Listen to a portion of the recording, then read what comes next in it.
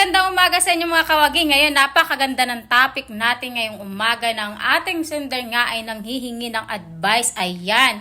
Bali, ang naging problema niya daw ngayon at ito nga ang sinasabi niya na tama nga ba daw bigyan ng second chance ang kanyang asawa dahil nga ito ay first time na nagloko sa kanya mga kawagi. So ayan, napakahirap itong desisyon na ito para sa kanya kung dapat nga ba niyang bigyan ng second chance ang kanyang asawa. So unang-una ang ma-advise ko sa iyo mga kawagi, tingnan mo rin kung ano nga ba ang naging kasalanan sa ng asawa mo. Minsan kasi may iba't ibang uri ng pagluloko ng asawa niyo. Unang-una, nakipag-text, nag-uumpisa pa lang sila na magloko.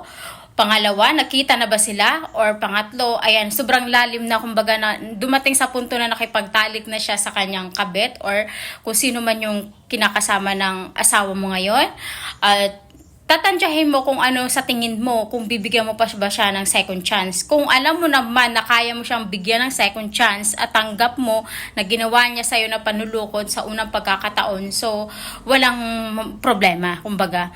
Nakadepende pa din talaga yan sa'yo, kawagi. So, para sa akin, piece of advice lang talaga is may bibigay ko sa'yo, lahat yan kailangan titimbangin natin kung ano nga ba ang mas maganda para sa inyong pagsasama. Kung bibigyan mo nga ba siya ng second chance, work it nga ba? Parang ganun. So, hindi niya nga ba uulitin? Kung sa tingin mo naman, nagbago na siya, observe mo din kung talagang tingin mo, bigyan mo siya ng second chance, nagbago siya. Pag hindi, so ibig sabihin, kailangan mo nang putulin yung sinasabi natin second chance. Kasi iba-iba naman yung tao ngayon. Kapag binigyan mo ng second chance, talagang nagbabago. Maiba naman mga kawagi na binigyan mo ng second chance, lumala, kumbaga. Kaya dapat sa pagbibigay mo ng second chance, kailangan hindi ka magkamali na binigyan mo siya ng second chance. Kumbaga, hindi siya sakit sa ulo, kumbaga mga kawagi. Sa akin lamang minsan kasi pag nagbibigay tayo ng second chance sa asawa mo na nagloko nga, na sinasabi mo, ang mangyayari sakit sa ulo, unang-una, mawawalan ka ng tiwala sa kanya. Lahat ng galaw niya, syempre, pagmamasdan mo yan, kung parang natutuliro ka, baka mamaya maulit na naman yung second chance na binigay mo sa kanya at nangyari na ulit, halimbawa. At ang pangatlo pa dyan, mga kawagi, parang ang salamin kapag nabuo na, ang hirap na ibalik yung tiwala mo sa kanya. So, ayan yung mga dapat mong alamin at kailangan mong tanggapin kapag ikaw ay nagbigay ng second chance sa kanya, sa asawa mo mga kawagi. So, napakahirap itong desisyon na ito para sa iyo, alam ko, at nabibigatan ka sa desisyon mo.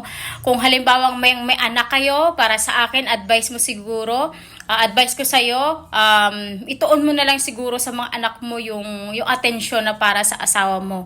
Kasi minsan ang asawa nyo, na kapag nagloko ang mga kaparihan natin, napakahirap, kumbaga. Kasi isa ito sa mahirap, kumbaga, pag yung isip natin kaya natin kontrolin, pero yung puso natin na sobrang hirap i-control, kasi nga kapag yung puso natin talaga ang nasasaktan ayan mga kawagi, kung sa tingin mo naman na bigyan siya ng second chance, walang problema. Ang tanong ngayon, buo na nga ba ang puso mo para tanggapin ulit siya? Kung sa tingin mo, hindi pa buo ang puso mo para bigyan siya ng second chance, hanggat maaari, wag na muna mga kawagi. Kasi ang pagbibigay naman ng second chance sa ating mga kapari ay hindi minamadali yan mga kawagi. Unang-una kasi maghihilom pa yung sakit na nararamdaman mo kasi nga dahil sa ginawa niya sa yung panuloko. Ayan. Bali na nararanasan mo ngayon is, alam ko naguguluhan ka. Para sa akin, magdasal, kasi isa yan sandata natin, nakasama natin ang Panginoon sa lahat ng hirap, sakripisyo, naandyan ang Panginoon kasama natin. Ipagdasal mo asawa mo para at least kung dumating man yung time na ipapatawarin mo siya sa pangalawang pagkakataon, buo na yung puso mo. Kasi mahirap nga naman kalaban ang ating puso kapag hindi pa tayo ready, kumbaga, para sa ganyang sitwasyon. Mas maganda kasi na bigyan natin ng oras lahat ng nararanasan natin ngayon na mga pagsubok na dumarating sa iyo ngayon mga kawagi. So, ayan lamang masabi ko sa iyo, kawagi. Kapag bibigyan mo siya ng second chance, lagi mong iisipin na handa ka sa lahat na mangyayari ulit. Kung deserve niya ba talagang bigyan siya ng second chance na tinatawag natin. So ayan, para advice ko naman sa ating mga kalalakihan at saka sa mga babae na nakakaranas ng ganitong pangyayari. So kung ayaw nyo sa inyong kapariha, unang-una, Kung kapag halimbawang ayaw nyo sa inyong mga kapareha, pwede naman nating sabihin sa kanila ng personal at mag-usap kayong dalawa.